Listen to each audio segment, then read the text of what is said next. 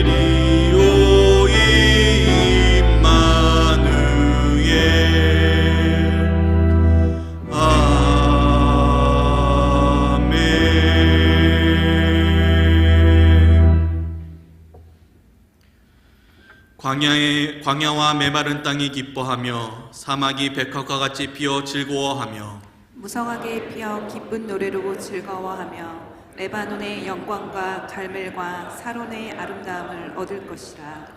그것들이 여호와의 영광 곧 우리 하나님의 아름다움을 보리로다. 너희는 약한 손을 강하게 하다면 떨리는 무릎을 굳게 하며 겁내는 자들에게 이르기를 굳세어라. 두려워하지 말라. 보라, 너희 하나님이 오사 보복하시며 갚아주실 것이라. 하나님이 오사 너희를 구하시리라 하라. 그때에 맹인의 눈이 밝을 것이며 못 듣는 사람의 귀가 열릴 것이며 그때 저는 자는 사슴같이 뜰 것이며 말 못하는 자의 혀는 노래하리니 이는 광야에서 물이 솟겠고 사막에서 시내가 흐를 것임이라. 뜨거운 사막이 변하여 못이 될 것이며 메마른 땅이 변하여 원천이 될 것이며 승냥이의 눕던 곳에 풀과 갈대와 부들이 날 것이며 거기에 대류가 있어 그 길을 거룩한 길이라 일컫는 바 되리니 깨끗하지 못한 자는 지나가지 못하겠고 오직 구속함을 입은 자들을 위하여 있게 될 것이라. 전능하사 천지를 만드신 하나님 아버지를 내가 믿사오며 그 외아들 우리 주 예수 그리스도를 믿사오니 이는 성령으로 잉태하사 동정녀 마리아에게 나시고 본디오 빌라도에게 고난을 받으사 십자가에 못 박혀 죽으시고 장사한 지 사흘 만에 죽은 자 가운데서 다시 살아나시며 하늘에 오르사 전능하신 하나님 우편에 앉아 계시다가 저리로서 산자와 죽은 자를 심판하러 오시리라. 성령을 믿사오며 거룩한 공예와 성도가 서로 교통하는 것과 죄를 사하여 주시는 것과 몸이 다시 사는 것과 영원히 사는 것을 믿사옵나이다. 아멘.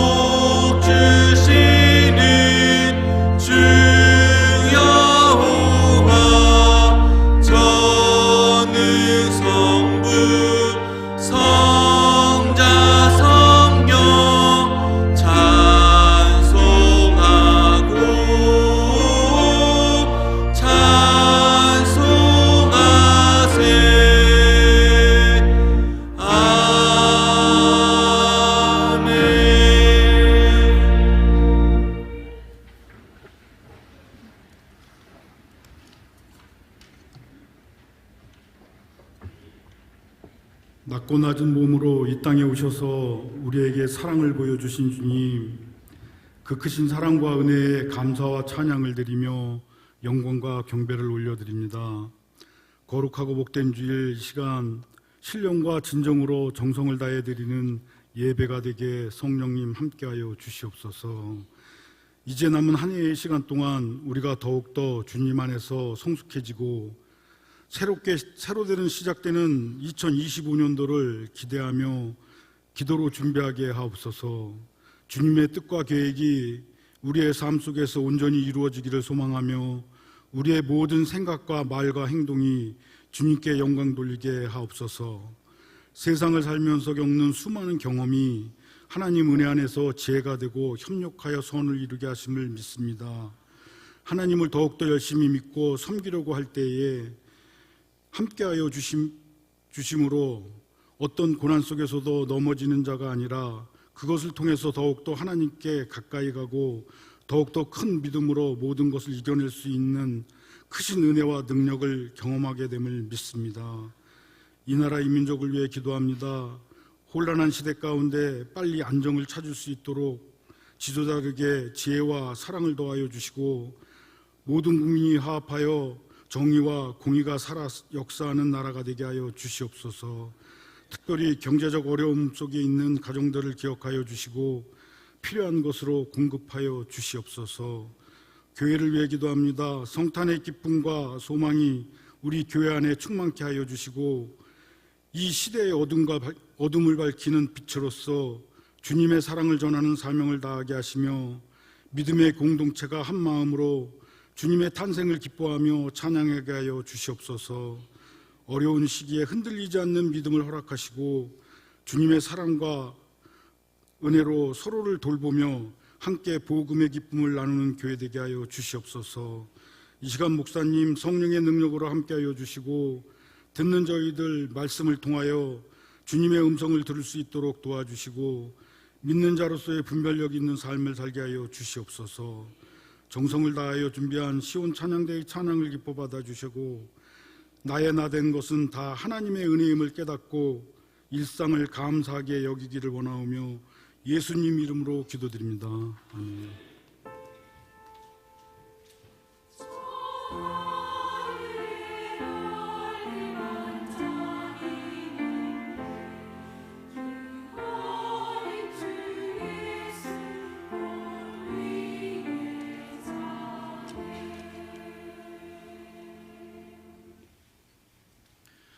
하나님의 말씀은 요한계시록 1장 1절에서 11절의 말씀입니다.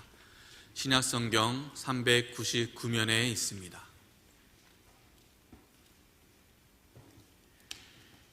요한계시록 1장 1절에서 11절의 말씀입니다. 예수 그리스도의 계시라. 이는 하나님이 그에게 주사 반드시 속히 일어날 일들을 그 종들에게 보이시려고 그의 천사를 그 종 요한에게 보내어 알게 하신 것이라. 요한은 하나님의 말씀과 예수 그리스도의 증거 곧 자기가 본 것을 다 증언하였느니라. 이 예언의 말씀을 읽는 자와 듣는 자와 그 가운데 기록한 것을 지키는 자는 복이 있나니 때가 가까움이라.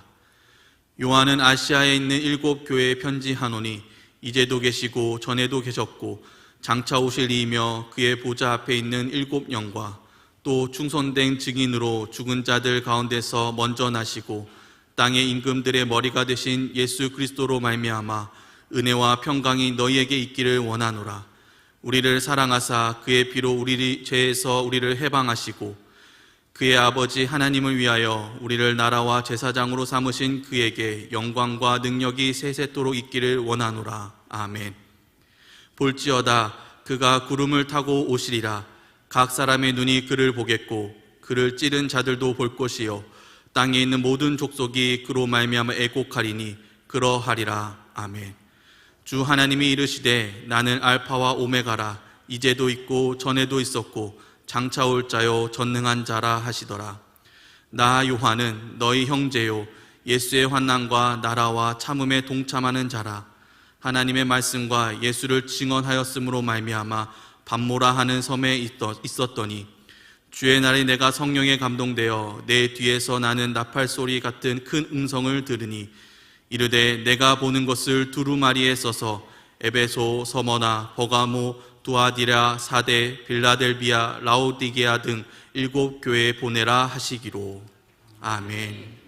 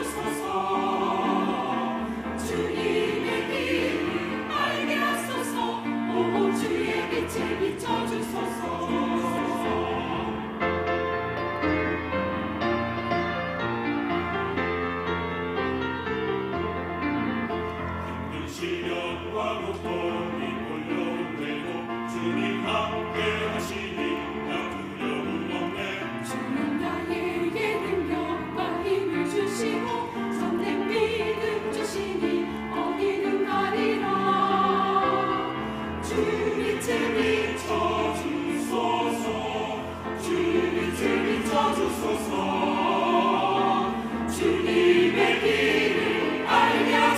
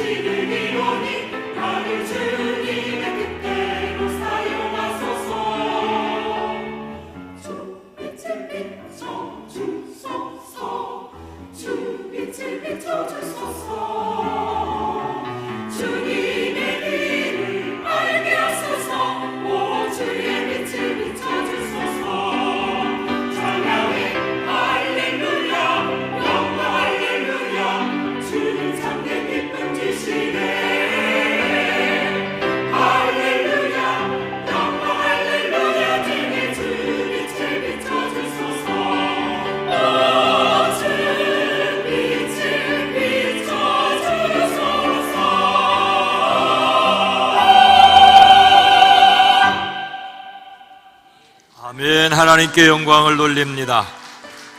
찬양을 섬겨주신 우리 시온 찬양대도 감사합니다. 이 시간 이 예배에 참여한 여러분 모두를 주의 이름으로 환영하고 축복합니다. 우리 앞뒤 옆에 있는 분들과 인사합니다. 주의 이름으로 사랑합니다. 우리는 함께 하시는 하나님을 믿습니다. 그래서 여전히 희망을 품습니다. 십자가를 지었으나 다시 사신 예수님, 다시 오실 주님이 우리의 주님이십니다. 헝가리 시골을 오토바이로 여행하는 한 젊은이가 있었습니다. 마침 기찻길 건널목 차단기가 내려와 그대로 섰지요. 그가 오토바이를 탄 채 열차가 지나가길 기다리는 동안 한 농부가 염소 한 마리를 끌고 왔습니다. 그 농부는 염소 목줄을 내려온 건널목 차단기에 단단히 묶고서 그와 서서 이야기를 나누었습니다. 그 뒤로 말이 끄는 마차가 와서 그의 옆에 섰고, 이어서 그 뒤로는 스포츠카가 와서 섰습니다. 잠시 후 기차가 커다란 소리를 내며 지나갔습니다. 순간 기차가 내는 요란한 소리에 놀란 말이 오토바이를 탄 젊은이의 팔을 냅다 물었습니다. 젊은이는 화가 나서 주먹으로 말에 이마를 내리쳤지요. 순간적으로 일어난 일이었습니다. 그러자 말 주인이 마차에서 내려와 왜 남의 말을 때리냐며 싸움이 벌어졌습니다. 말이 먼저 물었기 때문이 아니냐고 서로 고함치며 삿대질을 했습니다. 주인의 목소리가 높아지자 더욱 놀란 말이 갑자기 뒤로 물러나는 바람에 마차가 뒤에 스포츠카를 들이받아 스포츠카가 움푹 찌그러들었습니다. 이번에는 스포츠카 운전사가 운전석에 내려 싸움에 끼어들었습니다. 농부는 정신없이 남의 싸움 구경을 하였습니다. 그 사이에 기차는 지나갔고 건널목 차단기가 올라가며 염소는 졸지에 교수형을 당하고 말았습니다.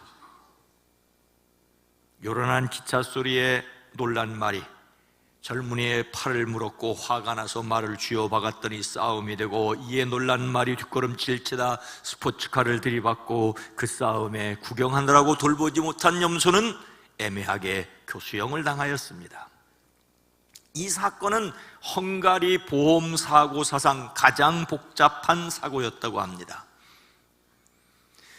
우리의 삶에는 별것 아닌 것 같은 작은 일들이 겹겹이 쌓여 엄청난 일이 되고 맙니다. 단 1분만 늦게 왔더라면 당하지 않을 일을 당하기도 합니다.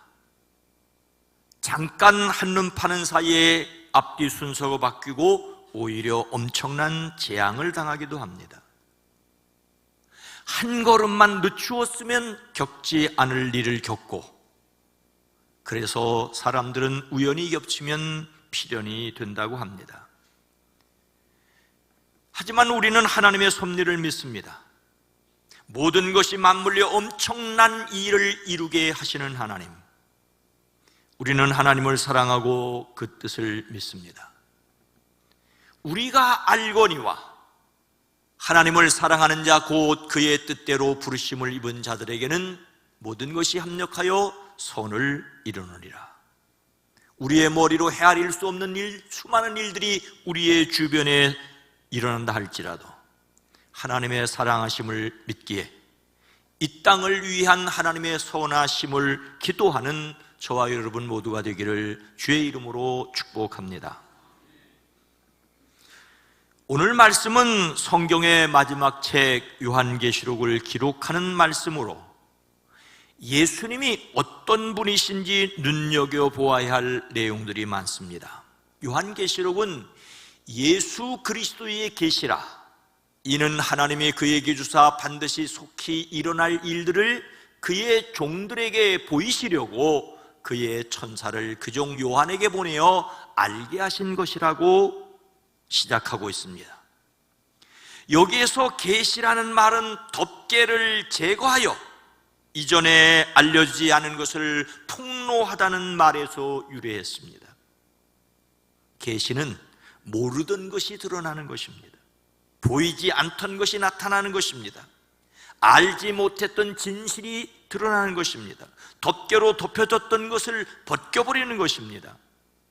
무엇에 대한 계시입니까? 곧 일어나야 할 일들을 그 종들에게 보이려고 하나님께서 그리스도에게 주신 것입니다. 특히 무엇에 관한 것입니까? 7절 말씀입니다. 볼지어다 그가 구름을 타고 오시리라. 각 사람의 눈이 그를 보겠고 그를 찌른 자들도 볼 것이며 땅에 있는 모든 족속이 그로 말미암아 애곡하리니 그러하리라. 아멘. 오늘 말씀은 예수님에 대해서 참으로 여러 가지로 표현합니다. 이제도 계시고 전에도 계시고 장차 오실이라는 말이 2번이나 반복됩니다. 충성된 증인으로 죽은 자들 가운데서 먼저 나시고 땅의 임금들의 머리가 되신 예수 그리스도라고 말씀하고 있습니다. 그의 아버지 하나님을 위하여 우리를 나라와 제사장으로 삼으신 분이라고 말씀하고 있습니다. 이런 예수님을 말씀하시는 이유가 뭘까요? 보아라, 그가 구름을 타고 오신다. 눈이 있는 사람은 다 그를 볼 것이요 그를 찌른 사람들도 볼 것이다. 땅 위의 모든 족속이 그분 때문에 가슴을 칠 것이다. 꼭 그렇게 될 것이다. 아멘. 부활하고 승천하신 예수님은 다시 오실 재림의 주님이십니다. 눈 있는 사람은 다 그분을 볼 수 있게 오십니다. 심지어 창으로 예수님을 찌른 사람들도 볼 것이라고 합니다. 그때까지 믿지 않던 땅 위의 모든 족속이 그분 때문에 가슴을 칠 것입니다. 다시 오시는 예수님은 온 세상을 공의롭게 심판하러 오시기 때문입니다. 그때에 오시는 예수님은 모든 자들에게 구원의 주님이 아닙니다. 어떤 사람들에게는 심판의 주님이 되시기도 하실 것입니다. 예수님은 심판자로 세상에 다시 오십니다. 대부분의 교회가 상징으로 예수님의 십자가를 사용하지요. 하지만 고난을 더 강조하는 교회가 있습니다. 예수님께서 여전히 십자가에 달려 계신 고상을 사용하는 가톨릭 교회가 있지요. 성당 내부에는 통상 정중앙 또는 주목할 수 있는 공간에 십자 고상을 반드시 모셔야 합니다. 십자 고상을 모시기 전까지는 성당이 아니라고까지 표현을 합니다. 예수님의 고난을 묵상하며 기도하는 것이 전통입니다. 그런가 하면 예수님 부활을 강조하는 교회가 있습니다. 십자가이긴 한데 예수님이 달려있지 않는 십자가는 부활을 상징합니다. 대부분의 개신교는 고난보다는 부활을 강조하는 편입니다. 그래서 좀 더 활기차고 기쁨과 능력을 강조합니다. 그러나 십자가 없는 예수님의 부활도 부활 없는 예수님의 십자가도 없습니다. 하지만 예수님의 재림을 강조하면 좀 이상한 교회로 여겨질 수 있습니다.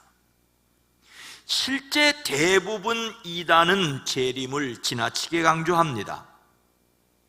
이는 현실에서 도망치고 싶은 사람들에게 꽤 매력적입니다. 하나님이 사랑하여 독생자로 오신 십자가 지신 세상을 외면하는 꼴입니다. 그래서 재림을 말하면 이상하게 여겨지기도 합니다. 그러나 예수님의 십자가와 부활 그리고 재림은 예수님의 과거와 현재와 미래라고 할 수 있습니다. 그리스도인들은 예수님의 십자가를 믿음으로 이미 하나님의 자녀가 되었고 부활을 믿음으로 하나님의 자녀로 지금 사랑하며 살 수 있습니다. 그리고 앞으로의 재림을 믿음으로 영원한 하나님 나라를 소망할 수 있습니다. 우리는 예수님의 십자가와 부활뿐만 아니라 재림 신앙을 가져야 합니다. 재림만 강조하여 현실에서 도피하려는 것이 아니라 영원한 미래를 바라며 힘들고 어려워도 현실을 참고 견디며 살아갈 수 있기 위해서입니다. 재림신앙은 이 세상에서 영원한 천국을 살게 하십니다. 믿음으로 소망하며 사랑할 수 있습니다. 예수님의 십자가를 믿음으로써 하나님의 자녀됨의 확신뿐만 아니라 부활을 믿음으로써 하나님의 자녀로 살아가는 능력이 넘치시기를 주의 이름으로 축복합니다. 재림을 믿음으로 하나님의 자녀로 완전해지는 소망이 또한 저와 여러분에게 있어지기를 주의 이름으로 축복합니다. 요한계시록이 심판자로 세상에 다시 오시는 재림 예수님을 말씀하시는 이유가 뭘까요? 먼저 9절 말씀입니다. 나 요한은 너희 형제요 예수의 환난과 나라와 참음에 동참하는 자라. 하나님의 말씀과 예수를 증언함으로 말미암아 반모라 하는 섬에 있었더니. 성경에는 요한이라는 이름을 가진 여러 사람들이 있습니다. 요단강에서 세례를 베풀던 세례자 요한도 있고 예수님의 제자 사도 요한이 있습니다. 그 외에도 여러 요한이 있습니다. 오늘 말씀에서 요한은 예수님을 믿는 사람들의 형제로서 환난과 나라와 참음에 동참한 사람입니다. 동참했다는 말은 다른 사람과 함께한 참가자라는 뜻이에요. 예수님 안에서 어려움을 겪었고 그 나라를 위해 일했고 참고 견디는 일에 함께했습니다. 하나님의 말씀과 예수님을 증언하다가 반모라 하는 섬에 있었습니다. 이것은 사도 요한이 로마 황제 도미티아누스 때 에베소 지방에서 전도하다 반모라는 섬에 귀양 갔다는 이야기들과 일치합니다. 그래서 여기에서 요한은 사도 요한입니다. 세베대의 아들이자 사도 야고보의 형제입니다. 요한복음과 요한 1, 2, 3서, 요한계시록의 저자로 알려져 있지요. 본래 세례자 요한의 제자였으나 예수님의 제자가 되었습니다. 아버지 세베대와 형 야고보와 함께 배에서 그물을 긋다 예수님께 부르심을 받았습니다. 예수님께 가장 많은 사랑을 받았습니다. 베드로와 야고보와 더불어 항상 예수님 곁에 가까이 있었습니다. 예수님께서 어느 변화산에서 변모하실 때 거기에도 함께 있었습니다. 그는 골고다까지 예수님을 따라가 그 최후를 지켜본 유일한 제자입니다. 그는 예수님의 유언을 충실히 따라 예수님의 어머니 마리아를 모셨습니다. 성경에는 기록되어 있지 않지만 전승에 따르면 요한은 예수님의 어머니 마리아를 예루살렘에 있던 자기 집에서 돌아가실 때까지 11년 동안 모셨습니다. 그리고 에베소 교회의 초빙으로 에베소에 갔습니다. 그러나 로마 황제 도미티아누스의 박해로 독배를 마셨고 펄펄 끓는 기름솥에 던져지기까지 했습니다. 기적적으로 죽음을 면했지만 오늘 말씀에서처럼 반모라고 하는 섬에 유배되었습니다. 이곳에서 하늘의 환상을 보고 기록한 것을 우리는 요한계시록이라고 부르고 있습니다. 그는 자신을 예수 안에서 여러분의 형제요 예수 안에서 환난과 그 나라와 인내의 여러분과 더불어 참여한 나 요한이라고 말하고 있습니다. 그 자신이 환난을 겪었을 뿐만 아니라 당시 수많은 그리스도인들이 모두 어려움을 겪었음을 말하고 있습니다. 그런 어려움을 겪었던 것은 하나님의 말씀과 예수님을 증언하였기 때문입니다. 예수님은 구원의 말씀이시지만 믿지 않는 사람들에게 박해의 구실이 되었습니다. 그래서 예수님께서 다시 오실 것으로 그 백성들을 위로하십니다. 반모섬의 요한은 주님의 날에 성령님께 사로잡혀 그 뒤에서 나팔 소리처럼 울리는 큰 음성을 들었습니다. 11절 말씀입니다. 이르되 내가 보는 것을 두루마리에 써서 에베소, 서모나, 버가모, 두아디라, 사데, 빌라델피아, 라오디게아 등 7 교회에 보내라 하시기로. 단모섬의 요한은 주님의 날에 성령에 감동되어 나팔소리 같은 큰 음성을 들었습니다. 그날은 주일이었습니다. 예수님의 부활을 기념하여 우리가 지금 지키는 바로 이 주일날입니다. 그는 성령 안에 있었습니다. 성령으로 말미암아 신비로운 상태에 들어갔습니다. 성령께서 그가 보는 것을 두루마리에 쓰라고 하십니다. 쓴다는 말은 새기다는 말이죠. 요한계시록에 12번이나 반복되는 말씀입니다. 하나님께서 말씀하신 것을 정확하고 분명하게 기록하라고 하십니다. 그리고 보내라고 명령하십니다. 그 말씀을 전달해야 할 대상도 분명합니다. 구체적으로 7 교회의 이름을 이야기합니다. 이 도시들은 지금의 트루키의 서쪽에 있는 곳으로 소아시아라고 부르는 지역입니다. 그러나 요한이 기록하여 전달할 대상은 그 도시가 아니라 그 도시에 있는 교회였습니다.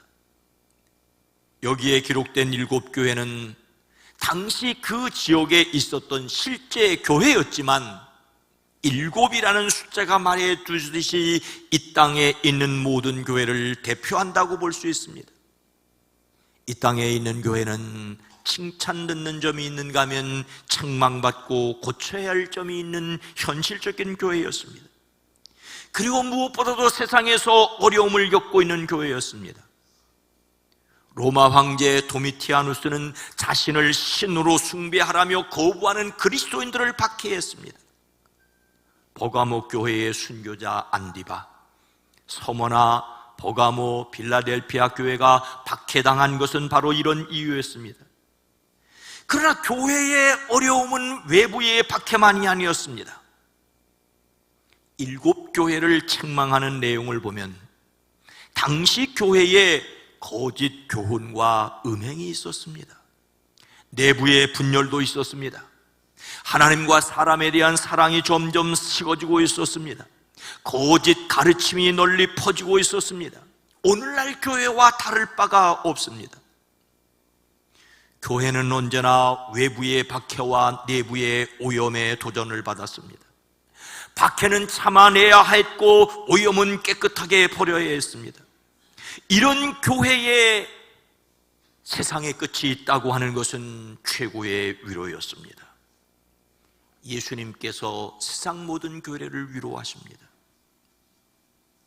바벨론의 포로로 잡혀가 비참하게 사는 사람들 가운데 선지자로 부르심을 받은 에스겔이 있지요. 그는 환상 중에 한 골짜기로 안내되었습니다. 그 골짜기에는 아주 마른 뼈들이 가득 찼습니다. 도무지 살아날 가능성이 없어 보이는 것이었습니다. 이 뼈들은 다름 아닌 이스라엘 온 족속이었습니다. 하나님의 백성이라는 이스라엘이 포로로 잡혀가 전혀 소망이 없어 보였습니다. 그들은 우리의 뼈가 말랐고 우리의 희망도 사라졌으니 우리는 망했다라며 탄식했습니다. 그러나 하나님께서는 그 뼈들에게 하나님의 말씀을 외치게 하십니다. 그러자 뼈들 위에 힘줄이 뻗쳤고 살이 오르고 살 위에 살갗이 덮였습니다. 그리고 생기에게 명하여 그 사람들에게 붙어서 살아나게 했습니다. 그들이 하나님의 군대가 되었습니다. 이것은 무덤의 절망을 열어제치고 생명의 희망으로 나아가는 것입니다. 바로 십자가 지셨으나 부활하신 예수님, 세상의 심판자로 다시 오실 예수님이 교회를 위로하십니다. 예수님의 위로받는 교회는 세상에서 희망이어야 합니다. 백합은 가장 아름다운 향기를 바라는 꽃입니다. 하지만 백합이라도 썩으면 극심한 악취가 나지 않던가요? 아무리 그리스도인이라는 이름이 아름답다 할지라도 시체가 되면 악취를 풍깁니다. 교회에 가장 나쁜 영향을 끼치고 있는 것은 자신을 그리스도인이라고 말하지만 그리스도처럼 살지 못하는 우리는 아닐까요? 그래서 우리에게는 위로가 필요하고 격려가 필요할 뿐만 아니라 소망을 품고 지금 이 땅을 살아낼 용기가 필요합니다. 우리는 자신을 살리신 하나님의 은혜를 믿습니다. 예수님의 생명이 자신에게 함께 있음을 믿기에 위로받고 소망을 가지는 사람들이 되기를 주의 이름으로 축원합니다. 예수님의 십자가와 부활뿐만 아니라 재림을 믿기에 어려움이 있어도 굳게 서라는 위로받는 우리는 어떻게 해야 할까요? 위로하심을 받기 위해 해야 할 것이 있습니다. 3절 말씀입니다. 이 예언의 말씀을 읽는 자와 듣는 자와 그 가운데 기록한 것을 지키는 자는 복이 있나니 때가 가까움이라. 요한은 그리스도께서 자기에게 천사를 보내셔서 종된 자신에게 이것을 알려주셨다며 이 예언의 말씀을 읽는 사람과 듣는 사람들과 지키는 사람이 복이 있다라고 선언합니다. 그런데 헬라어 성경 본문은 복이 있다라는 말이 가장 앞서 나옵니다. 복이 있다는 것을 강조하기 위해서 사실은 요한계시록 전체가 쓰여졌고, 그래서 요한계시록 전체가 환난당하는 사람들에게 위로라는 말씀을 드리는 것입니다. 이 복은 최고의 행복을 가리킵니다. 요한을 통하여 하신 말씀 내용에는 경고도 있고 책망도 있지만 궁극적으로 최고로 행복해지도록 주시는 말씀입니다. 예수님께서 다시 오실 것을 믿음으로 사는 사람들이 행복한 사람입니다. 그런데 이 믿음을 가진 사람들이 해야 할 일이 있습니다. 그것은 첫째로 말씀을 읽는 것입니다. 여기서 읽는다는 말은 혼자 독서하는 것을 가리키는 것이 아닙니다.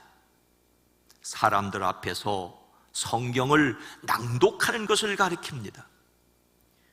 요한의 증거는 기본적으로 공중 예배 때 낭독하도록 기록되었습니다. 성경을 예배 시간에 낭독하는 것은 유대인들의 회당 예배 관습에서 비롯됐습니다. 당시에는 기록된 책이 많지 않았고 능숙하게 글 읽는 사람도 그다지 흔하지 않았습니다. 그래서 능숙하게 읽는 사람은 교회에서 존경을 받았고 회중 앞에서 성경 낭독하던 사람은 교회의 주요 직책을 받았습니다. 오늘날 말씀을 선포하는 설교자나 가르치는 교사에 해당한다고 볼 수가 있습니다. 지난 한 해 동안도 속회에서 교회 학교 교사로서 말씀을 섬겨 수고한 여러분 모두를 축복합니다. 여러분에게 복이 있음을 확신하시기를 바랍니다. 둘째로 말씀을 듣는 사람입니다. 한 사람이 말씀을 읽으면 여러 사람들이 그 말씀을 들었습니다. 말씀 듣는 사람은 예배 참석자들이었고 당시 예배 참석은 목숨 걸어야 할 일이었습니다. 그래서 모이기를 피하는 어떤 사람들의 습관과 하지 말고 오직 고온하여 그날의 가까움을 볼수록 더욱 그리하자라고 말씀하고 있습니다.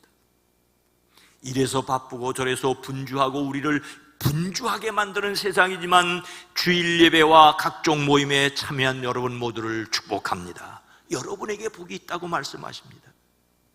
근데 말씀을 전하는 사람이나 듣는 사람들이 함께 해야 할 일이 있습니다. 셋째로 말씀을 지키는 것입니다. 이것은 말씀 읽는 것이나 듣는 것보다 더 중요합니다. 말씀을 읽고 듣는 목적은 바로 지키려는 것입니다. 지킨다는 말은 조심스럽게 시중 듣는다는 뜻에서 유래됐습니다. 사람이 전하고 사람들이 듣는 하나님의 말씀은 어떻게 전하고 어떻게 받아들이든 변하지 않는 가치가 있다고 할 수 있습니다. 그러나 그 말씀을 말만 하고 정작 자신이 지키지 않는다면 그 가치를 스스로 훼손하는 것입니다. 말씀을 듣고도 그대로 살려 하지 않는다면 역시 말씀의 권위를 인정하지 않는 것입니다. 우리는 하나님의 말씀을 읽고 듣고 지켜야 합니다. 교회와 말씀은 뗄 수 없는 관계에 있습니다. 그래서 교회를 말씀 공동체로까지 합니다. 이스라엘 백성들은 하나님의 말씀을 들었습니다. 출애굽하던 이스라엘은 시내산에서 하나님의 말씀을 듣고 순종하기로 약속했습니다. 그래서 그들을 가리켜 언약 백성이라고 합니다.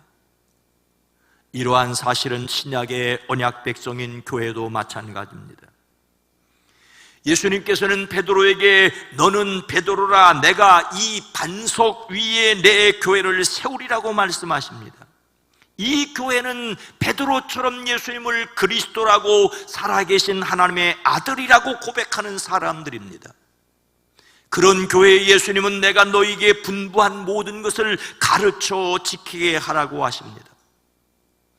그래서 교회가 무엇인지 아는 사람은 교회가 말씀을 기초로 한 공동체라는 것을 모르지 않습니다. 그런데 문제는 그 말씀을 몸으로 살지 못한다는 것입니다. 귀로 듣고 머리로 생각하는데 머무르는 경우들이 너무 많습니다. 우리의 신앙은 성경이 기록하고 전하여 준 말씀에 기초해야 합니다. 이 말씀을 떠나면 죽은 교회가 됩니다. 예수님께서는 교회의 머리가 되셔서 말씀으로 통치하십니다.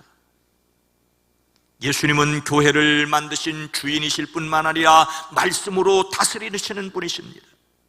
진짜 교회 되기 위하여 말씀을 듣고 따라야 합니다. 교회 주인이 누구냐고 물으면 이단 교주가 아니고서야 감히 나라고 말할 사람이 있겠습니까?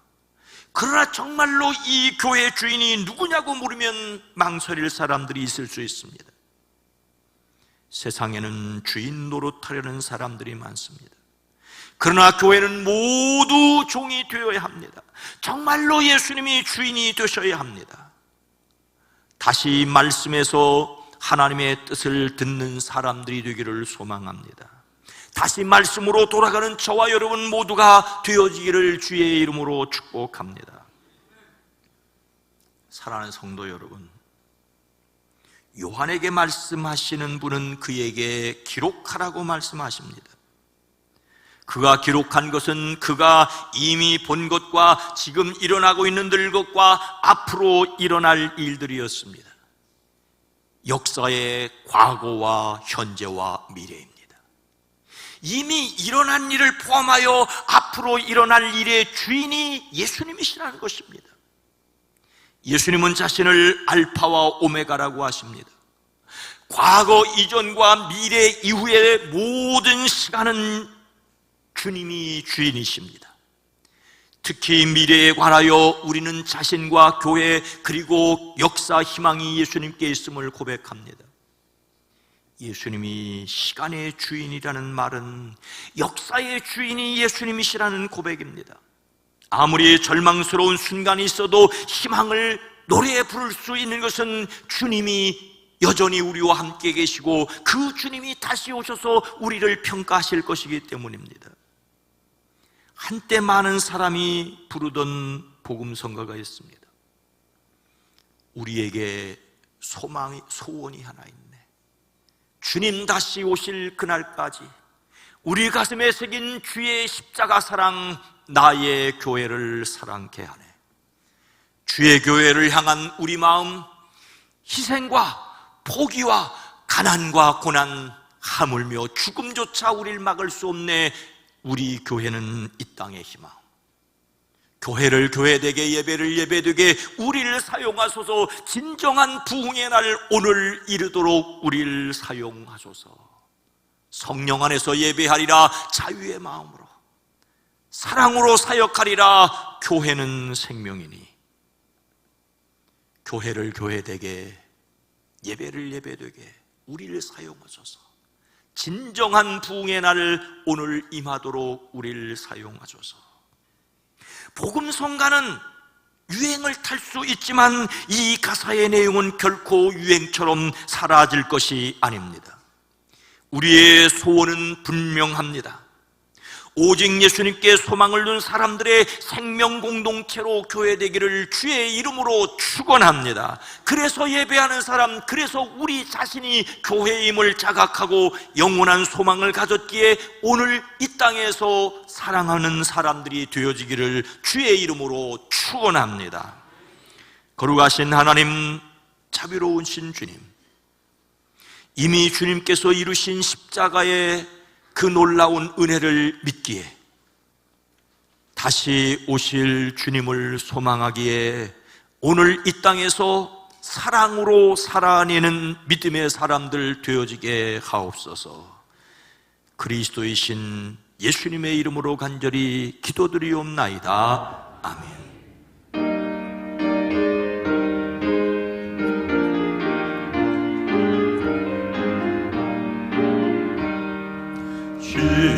시온성과 같으며 예 영광 안 없다. 허락하신 말씀대로 주가 진히 세웠다. 반석 위에 세운 교회 흔들자가 누구랴. 모든 원수의 워싸도 아무 근심 없도다. 생명샘이 솟아나와 모든 백성 마시니 언제든지 흘러넘쳐 부족함이 없도다. 이런 물이 흘러가니 목마를 자 누구랴. 주의 은혜 풍족하여 넘치고도 넘친다. 주의 은혜 내가 받아 시온 백성 되는 때 세상 사람 비방해도 주를 찬송하리라. 세상 어때 모든 영광 아침 안개 같으나 주의 자녀 받을 복은 영원 무궁하도다.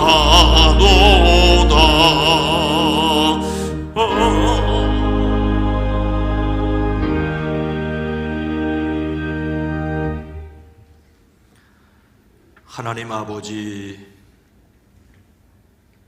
은혜와 사랑을 감사합니다. 2024년 12월의 세 번째 주일 이 시간 우리를 하나님 앞에 예배자로 시간을 구별할 수 있도록 마음을 기울여 하나님의 뜻을 사모하게 오래가시니 감사합니다. 이 시간 이 예배를 받아 주시옵소서. 우리의 연약함과 어리석은 것과 부족한 것을 또한 받아 주시사 주의 사람으로 세상을 향하여 나아갈 지혜와 용기가 넘치게 하옵소서. 이 시간 10의 1조를 구별합니다. 나머지 9도 책임져 주시고 사랑하는 이들의 가정, 경제, 사업을 복되게 하옵소서. 감사의 예물을 드립니다. 선교를 위해, 장학을 위해, 비전을 위하여 드립니다. 주님이 받으시고 교회를 통하여 하나님 나라가 확장되어지게 하옵소서. 주일원금을 드립니다. 속현금을 드립니다. 1,000번제를 드립니다. 이 시간 이 예배를 위해 찬양대로 연주자로 섬깁니다. 복되게 하옵소서. 헌금을 위해, 안내를 위해, 새가족을 위해, 방송을 위해, 주차를 위해 섬깁니다. 주님이 영광을 받아 주시옵소서. 유아유치부, 어린이부, 청소년부, 젊은이부, 사랑부에서 말씀을 가르치는 이들이 복된 자들임을 믿습니다. 그 말씀을 듣는 이들이 또한 복되게 하옵소서. 우리 모두 그 말씀을 따라 살아냄이 되어지게 하시되 연약함과 부족함을 인정하고 주의 도우심과 능력을 의지하며 살아갈 수 있게 하옵소서.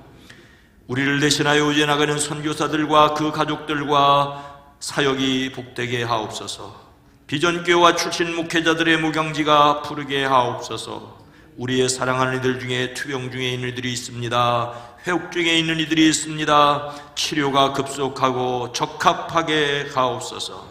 이 나라 대한민국 이 땅 하나님이 보호하사 우리나라 만세임을 노래할 수 있게 하옵소서. 정치, 경제, 사회, 문화, 외교, 국방안보를 복되게 하시고 정치적인 소용도로에 쓰이게 있지만 이 또한 합력하여 선을 이루게 하실 것을 믿습니다. 다만 어떻게 될지 불확실성 때문에 조급하고 화가 나는 사람들도 있을 것이지만은 주여 우리의 마음으로 저 너머를 바라볼 수 있게 하옵소서. 이 땅에 진정한 평화가 있어지게 하시고 다시 선교를 위해 쓰임받는 대한민국 이 땅이 되어지게 하옵소서.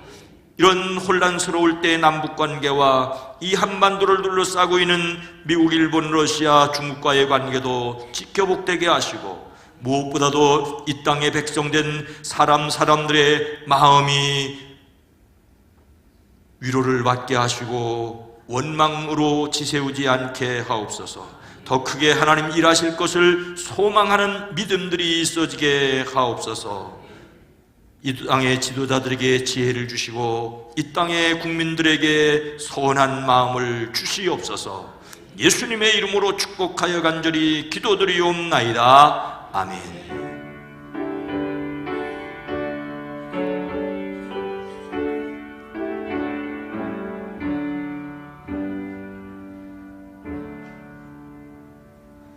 다시 한번 여러분 모두를 주의 이름으로 환영하고 축복합니다. 건강한 교회, 행복한 세상을 위해 기도합니다. 대림절 세 번째 주일입니다. 오신 예수님을 기억하고 오실 예수님을 기다립니다. 12월의 주지성품은 사랑, 고린도전서 13장 3절 말씀이 요절입니다. 함께합니다. 내가 내게 있는 모든 것으로 구제하고 또 내 몸을 불사르게 내줄지라도 사랑이 없으면 내게 아무 유익이 없느니라. 아주 도전적이고 아주 깊이 생각해야 될 말씀입니다. 2025년 신천임원 교육이 있습니다. 또 올해 성탄절 예배 12월 25일 수요일입니다. 오전 10시 반에 예배가 있고요. 성탄 축하 발표회는 22일 주일 오후에 있습니다. 셋째 주일 오후 예배와 예찬은 12월 달에는 넷째 주에 있습니다. 넷째 주가 다음 주일이네요. 네, 그러네요. 유아, 아동, 청소년 세례 예식이 있고 위한 교육과 문답이 있습니다. 2025년도 교회 학교 각부 교사들이 필요한데 특별히 청소년부 교사로 수고하실 분이 좀 많이 있었으면 좋겠습니다. 꼭 마음에 원하시는 대로 응답해 주시기 바랍니다. 다음 주일에 구역 인사위원회와 이어서 기획위원회로 모입니다. 중부경찰서 성탄 축하 예배가 우리 교회 주관으로 19일 중부경찰서 강당에서 있습니다. 이성상 권사님 아버님 돌아가셔서 장례로 모셨습니다. 위로를 드립니다.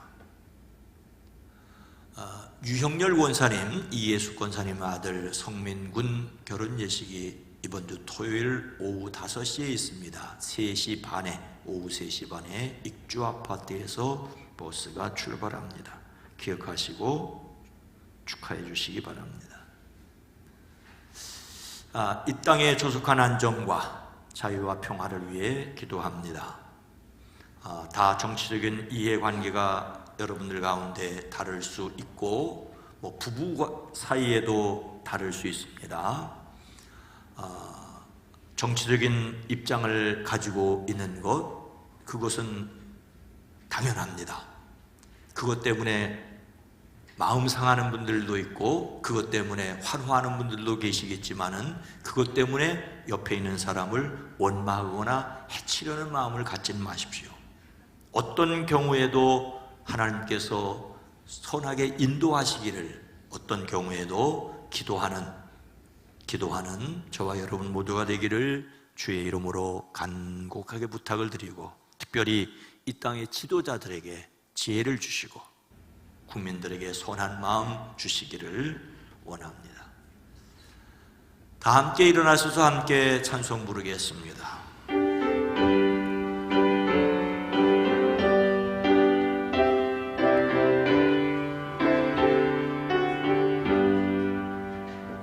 여기에 모이노니 주의 은총 받은 자여라. 주께서 이 자리에 함께 계심을 아노라. 언제나 주님만을 찬양하며 따라가리니 시험을 당할 때도 함께 계심을 믿노라. 이 믿음 더욱 크세라. 주가 지켜주신다. 밤에도 주의 밝은 빛 인도하여 주신다. 다시 오실 예수님이 교회의 소망이자 세상의 빛이십니다. 아멘. 하나님 말씀을 가르치고 배우고 지키는 자로서 세상에 희망이 됩니다. 이제는 우리 구주 예수 그리스도의 은혜와 하나님 아버지의 놀라우신 사랑하심과 성령님의 감화 감동 내주 교통하심이 사랑하심을 입은 온 성도들 위에, 가정 위에, 일터 위에, 특별히 대한민국 이 땅 위에 주님 오시는 그날까지 함께 계시옵기를 간절히 축원하옵나이다. 아멘.